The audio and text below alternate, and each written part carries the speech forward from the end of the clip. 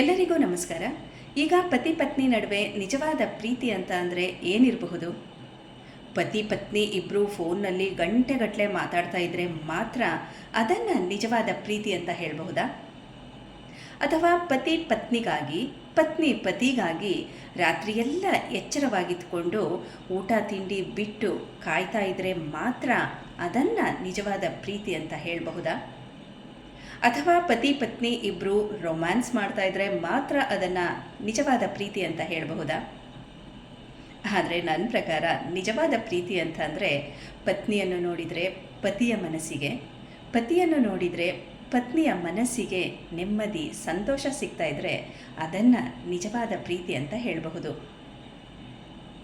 ಈಗ ಪತಿಯ ತಪ್ಪನ್ನು ಪತ್ನಿ ತಿದ್ದಿ, ಈಗ ಒಬ್ಬರ ತಪ್ಪನ್ನು ಒಬ್ಬರು ತಿದ್ದಿ ಬುದ್ಧಿ ಹೇಳಿದರೆ ಅದನ್ನು ನಿಜವಾದ ಪ್ರೀತಿ ಅಂತ ಹೇಳಬಹುದು. ಒಬ್ಬರನ್ನೊಬ್ಬರು ಅರ್ಥ ಮಾಡಿಕೊಂಡು ಒಬ್ರಿಗೊಬ್ಬರು ಅರ್ಥ ಮಾಡಿಸುತ್ತಾ ಒಳ್ಳೆ ದಾರಿಲಿ ಜೀವನ ನಡೆಸ್ತಾ ಇದ್ದರೆ ಅದನ್ನು ನಿಜವಾದ ಪ್ರೀತಿ ಅಂತ ಹೇಳಬಹುದು.